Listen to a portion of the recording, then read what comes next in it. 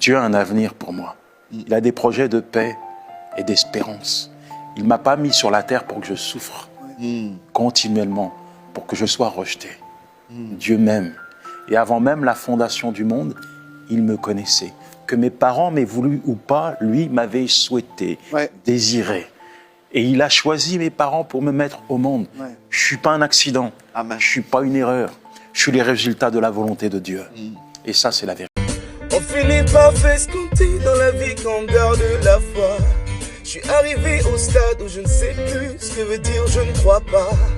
Nul n'a pu m'émerveiller comme toi, oui je t'aime comme ça. Je veux te partager avec quelqu'un. Jésus, tu nous emmènes de gloire en gloire. Même quand ça va mal, c'est pour ta gloire. Jésus, tu nous emmènes de gloire en gloire. Je rappelle à Dieu, moi je rappelle à Dieu, c'est lui qui doit revoir mon statut. Il va revoir mon statut. Je n'ai pas dit que c'est mon frère, je n'ai pas dit ma soeur, car il ne peut rien changer. Mais moi je rappelle à Dieu. La jalousie entre frères et sœurs, c'est la présence de la sorcellerie. J'ai commencé par dire que dans une famille, c'est l'amour qu'on doit d'abord retrouver en premier. L'amour. Tu es appelé à aimer les membres de ta famille. Lorsqu'on vit dans une famille et qu'on ne sait pas vivre l'amour, ça devient un problème. C'est la présence du diable dans cet endroit-là. Quand vous vivez à un endroit où il y a tellement de la jalousie, vous êtes dans une famille, bien aimé, c'est impossible, c'est contre l'ordre naturel des choses. Tu ne peux pas être jaloux envers ton frère ou ta sœur. Lorsque vous êtes né dans une même famille, vous avez votre père ou votre mère, vous avez grandi dans une même famille, dans une même maison.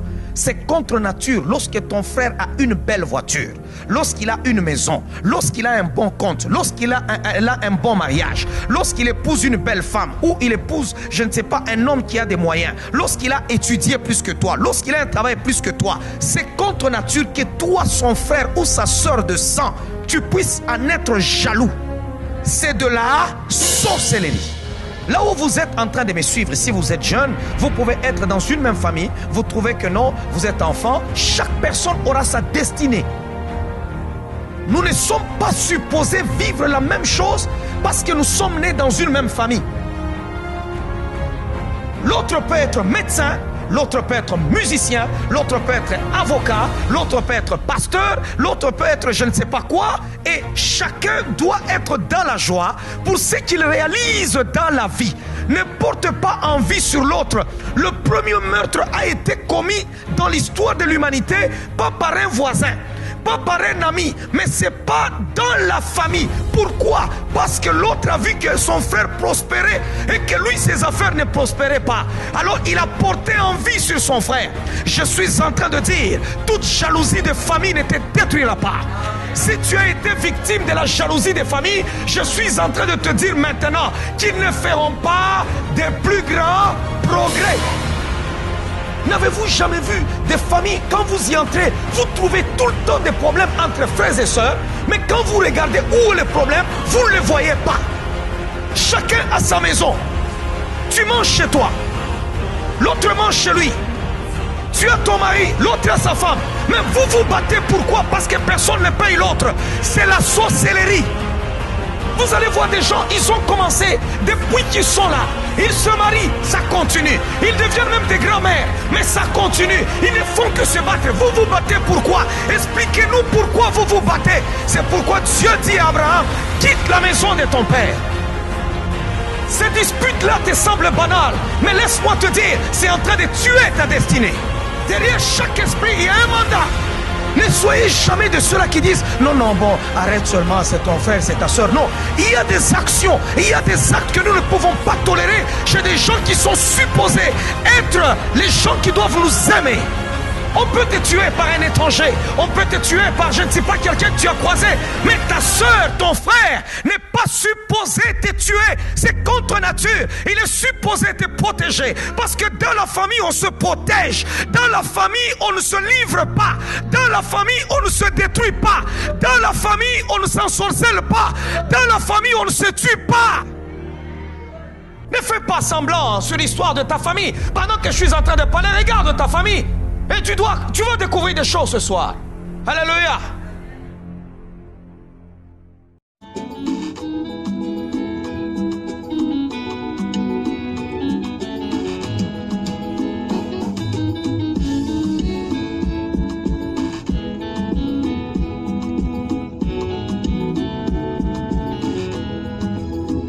Puissant Dieu, béni soit ton nom.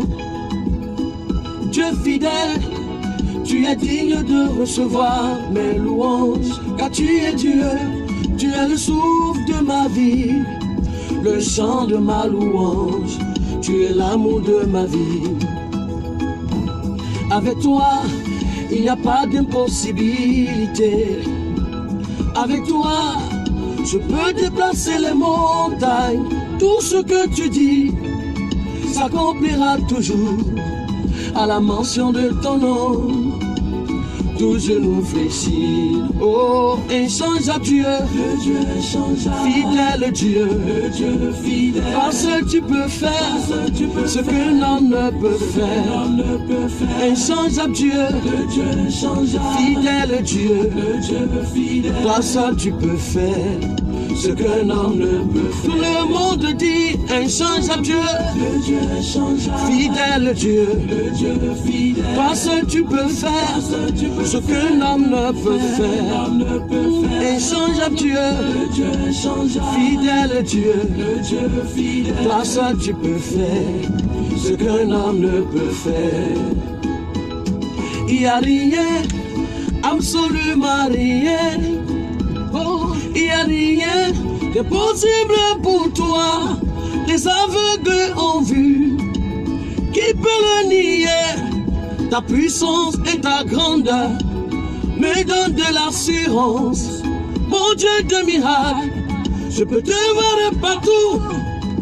Tu touches les vies, tu enlèves nos douleurs. Oh, il n'y a rien, absolument rien. Il n'y a rien d'impossible pour toi. Inchangeable Dieu, le Dieu inchangeable, fidèle Dieu, le Dieu fidèle, parce que tu peux faire ce qu'un homme ne peut faire. Inchangeable Dieu, le Dieu inchangeable, fidèle Dieu, le Dieu fidèle, parce que tu peux faire ce qu'un homme ne peut faire.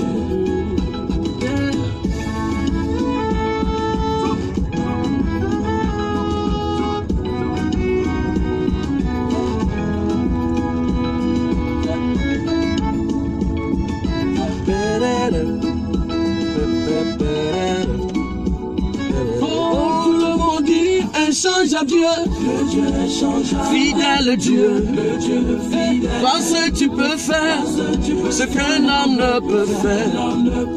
Inchangeable Dieu, le Dieu inchangeable, fidèle Dieu, le Dieu fidèle, parce que tu peux faire ce qu'un homme ne peut faire. Ils sont avec moi, inchangeable, il n'y a rien, absolument rien. Il n'y a rien de possible pour toi. Inchangeable Dieu, le Dieu inchangeable, fidèle Dieu, le Dieu fidèle, parce que tu peux faire ce que l'on ne peut faire. Inchangeable Dieu, le Dieu inchangeable, fidèle Dieu, le Dieu fidèle, parce que tu peux faire ce qu'un homme ne peut faire. Chante avec moi, inchangeable Dieu, le Dieu inchangeable, fidèle Dieu, le Dieu fidèle, parce que tu peux faire ce qu'un homme ne peut faire. Inchangeable Dieu, le Dieu inchangeable, fidèle Dieu, le Dieu fidèle, parce que tu peux faire ce qu'un homme ne peut faire.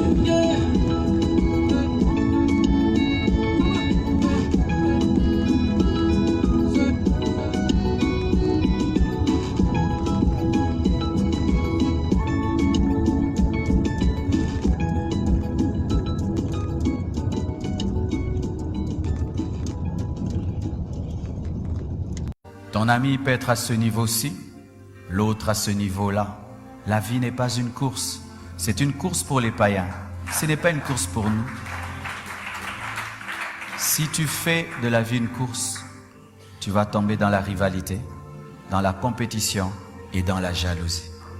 Mais si tu vis ta vie, tu seras heureux de ceux qui arrivent à gauche et à droite parce qu'ils vivent leur plan. Alors sois humble. Tu n'es pas innocent parce que tu n'as pas de péché sexuel. Et il y a des gens dans la vie qui ne pêchent pas sexuellement, pas par conviction, mais par manque d'occasion. Il y a des gens qui se disent, oh, est-ce que vous m'avez déjà entendu, moi, faire ceci? Mais tu n'es pas beau et tu n'es pas belle. Tu as moins de tentations que les gens qui sont beaux. Alors tais-toi. Quand tu ne commets pas de fautes contre les sexes, ce n'est pas parce que tu es saint, c'est parce que tu es laid. Ou parce que tu es laide. Tu as moins de tentations. Alors, quand tu vois une fille belle là, hein, oh, elle tombe. Bon, je ne dis pas qu'il faut justifier ça, mais je dis il faut être compréhensif envers elle, parce qu'elle, elle a plus de tentations que toi. La même chose, quand tu vois quelqu'un qui a beaucoup d'argent, qui a beaucoup de succès, donc, lui, les femmes les suivent. C'est pas comme toi, un pauvre de rien du tout. Quelle femme te suivrait, toi? Même si tu en as un petit nombre, et celles qui vont te suivent avec des problèmes. Il peut être aimé par une femme ministre. C'est une grande tentation. Plutôt que toi qui es aimé par les filles de ton quartier là, dans la banlieue sud de ta ville là, dans la banlieue là, dans les fins fonds là. Une telle fille quand il t'aime va te faire beaucoup de dépenses. Mais le musicien chrétien ici, qui est célèbre, qui est connu, peut être aimé, tenté par la fille d'un ministre. Tu vois que la tentation est grande. Alors il ne faut pas trop condamner les autres. Ah moi non. Soyons donc honnêtes quand nous devons juger les autres. Non, nous pouvons être saints par manque d'occasion et non par conviction. C'est ainsi que j'ai dit que tu n'es pas saint, tu n'es pas sainte. Tu manques seulement des occasions de pécher. Attends, quand tu auras, tu seras beau comme Absalom. Alors tu pourras dire oui. J'ai des tentations et je tiens. La vie ne change pas parce que tu as crié bonne année. La vie ne change pas parce que tu as tourné un calendrier, mais la vie change quand tu as changé. Être un homme nouveau dans une nouvelle année pour que l'année soit nouvelle. Un homme qui au début de l'année s'attend à la chance va échouer. S'attend au hasard va échouer. Commence l'année sans programme va échouer. Commence l'année sans vision, sans but, sans objectif va échouer. Commence l'année sans décider de changer, va échouer. Commence l'année sans faire le bilan de l'année passée, va échouer. Une femme n'a pas besoin que tout le monde l'aime. Mais elle a besoin que son mari l'aime. Quand elle n'est pas mariée, elle a besoin que ses parents l'aiment. Ce n'est pas un caprice, c'est un besoin.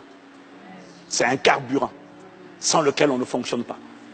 Quand on n'est pas marié, c'est le rôle joué par les parents. Quand on est marié, c'est le rôle joué par le conjoint. Est-ce que quelqu'un me suit? Elle n'a pas besoin que le monde entier l'aime, mais elle a besoin de sentir que son mari l'aime. Elle n'a pas besoin que le monde entier la protège, mais elle a besoin de sentir que quand on essaie de lui jeter des pierres, son mari sert de bouclier pour dire « touche pas à ma femme ».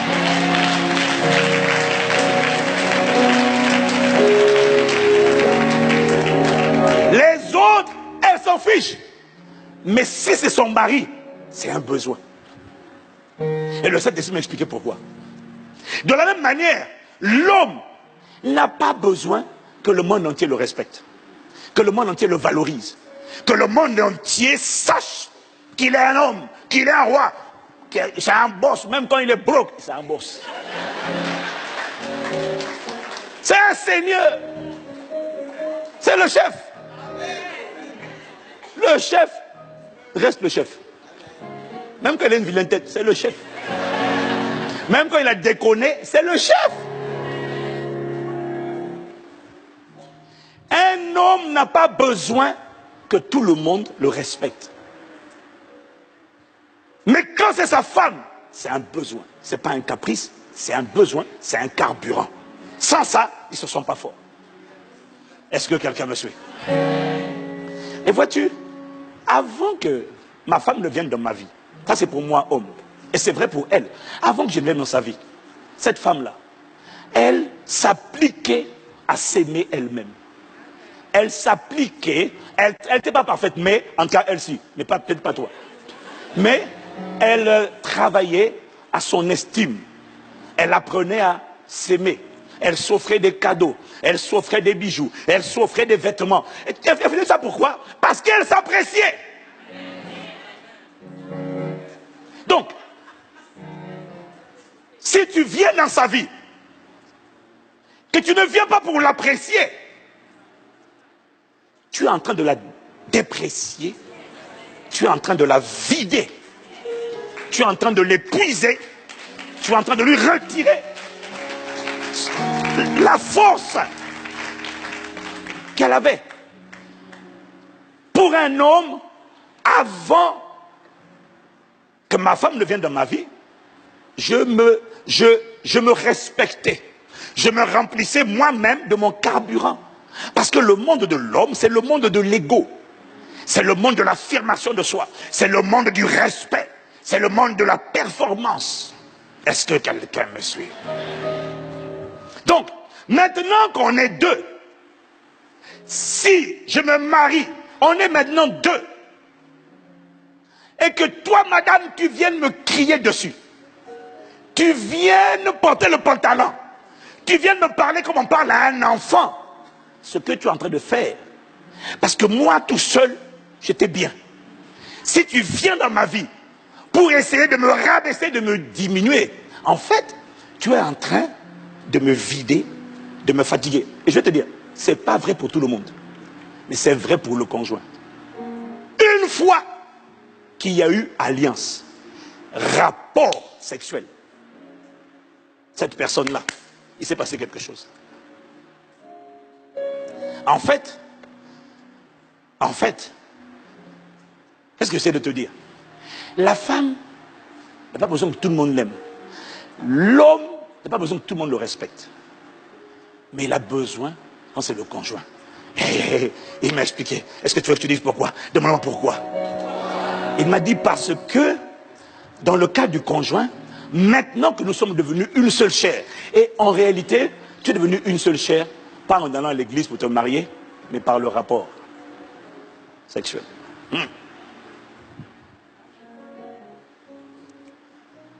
Maintenant que nous sommes une seule chair, en fait, nous sommes liés par une alliance. L'alliance fait quoi? L'alliance fait en sorte que je suis à toi, tu es à moi, nous sommes interdépendants.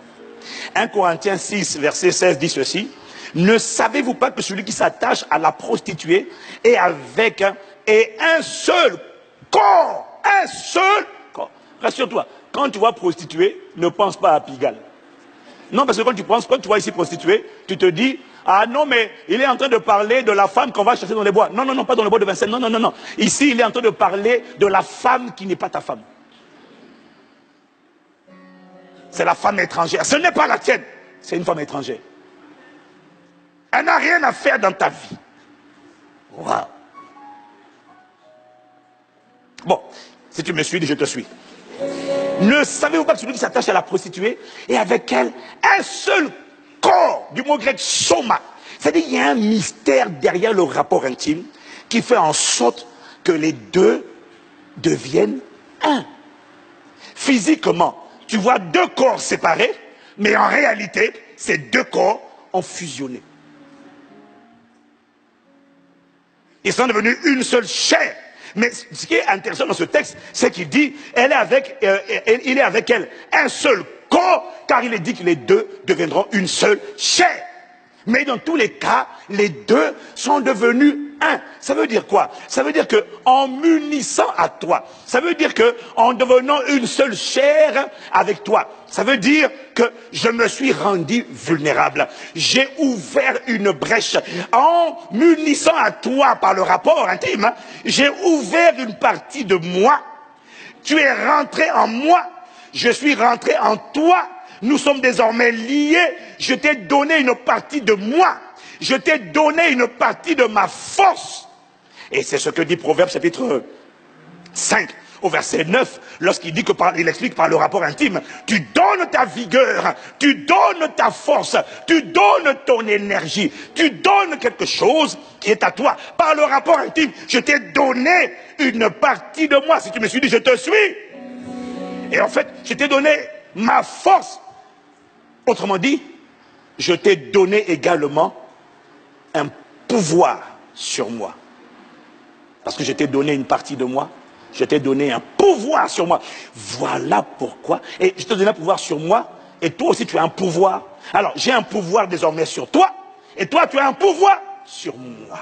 Voilà pourquoi, dans 1 Corinthiens 7, au verset 4, il dit, la femme n'a pas autorité. Et le mot grec ici, c'est exousia. Ça veut dire pouvoir ou encore maîtrise.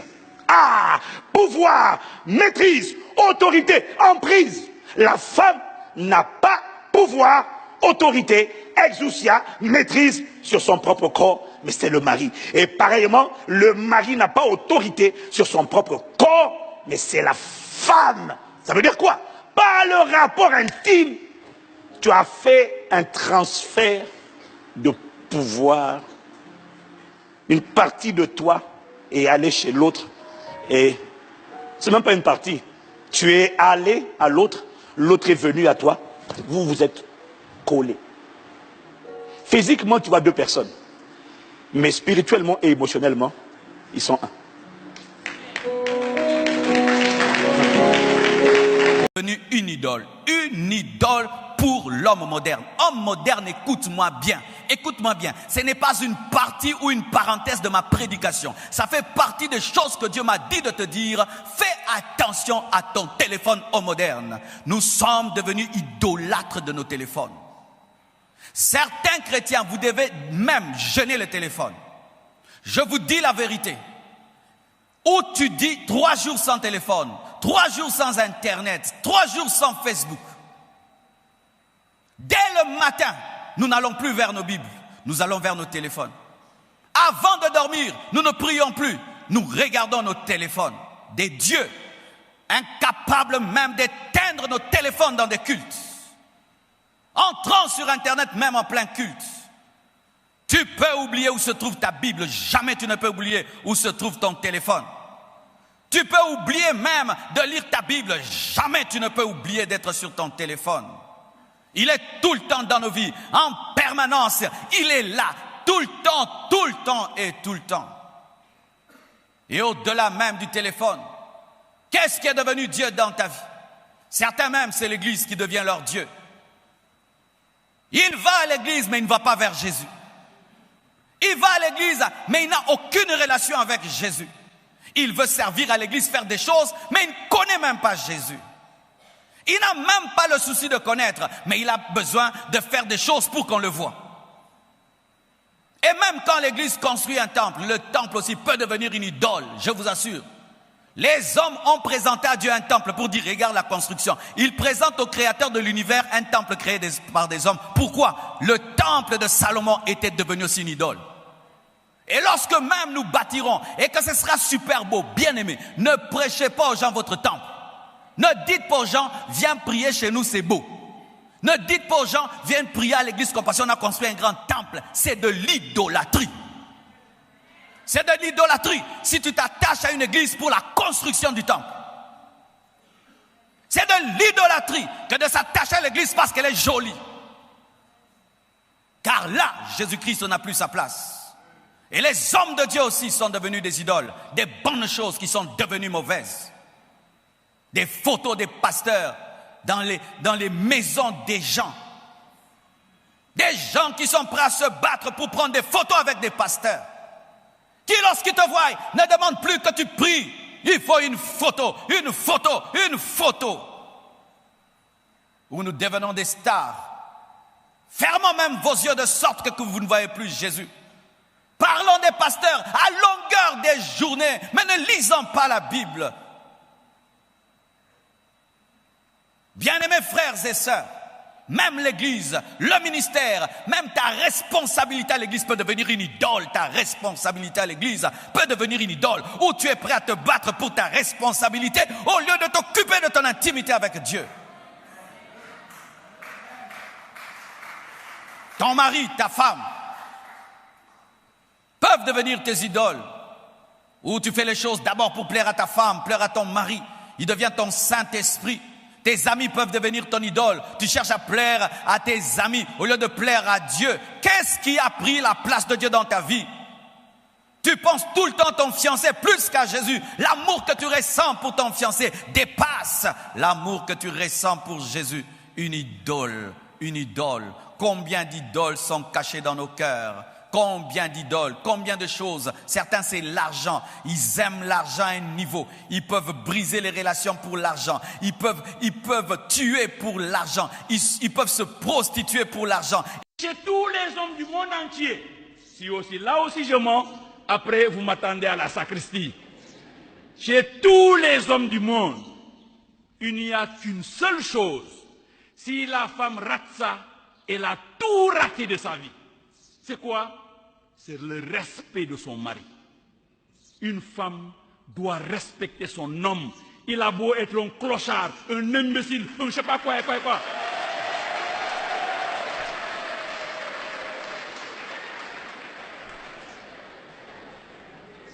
Il faut respecter son homme. C'est important. Parce que si tu ne le respectes pas, il va te donner tout ce que tu veux. Mais il va partir. Il part. Il va manger ailleurs. Quand il revient, tu lui dis, il y a à manger. Il te dit, j'ai assez. Il n'a pas assez, il n'a pas assez. Il a mangé ailleurs. C'est parce que tu ne le respectes pas qu'il ne reste plus à la maison. Alors faisons attention à cela. Au niveau du couple, l'harmonie et la concertation, le dialogue dans le couple doivent vous permettre d'avoir le même langage dans l'éducation des enfants. D'une manière générale, dans une maison, c'est la femme qui dirige la maison. C'est la femme qui crée l'ambiance dans celle-ci. La joie du foyer, la belle entente, l'ambiance cordiale dépendent de la femme. Mais sous un autre angle, c'est l'homme qui détient l'autorité. Et cette autorité est pour nous chrétiens non pas un pouvoir policier, mais un service humble et charitable de l'autre. Ainsi, cette autorité est appelée à être bienveillante. L'autorité doit être bienveillante, c'est-à-dire, il faut toujours faire comprendre à vos enfants ou à l'enfant que le centre des préoccupations des parents reste son propre bien. L'autorité doit être crédible, c'est-à-dire, il est demandé aux parents, particulièrement au papa, de vivre d'abord les principes qu'il inculque à ses enfants. Il faut d'abord que tu donnes l'exemple. Et troisièmement, l'autorité doit être équitable, c'est-à-dire, il s'agit ici de créer dans le foyer un climat qui permet d'être juste entre les différents membres de la fratrie. Il ne faut point instaurer un favoritisme manifeste entre les enfants. Pas de favoritisme entre les enfants. Pour réussir ce pari, je finis, il faut que la vie matrimoniale soit persévérante. Sinon, l'amour ne pourra pas continuer. Il faut donc être persévérant dans l'amour, dans les beaux moments comme dans les moments difficiles.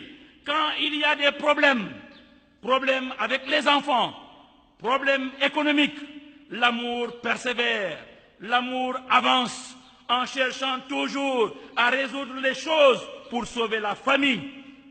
Enfin, un dernier élément auquel il faut toujours tenir compte est que de la même manière que l'on ne s'engage pas dans une bataille en mettant en arrière-fond la défaite, de même, on ne s'engage pas au mariage en prévoyant le divorce.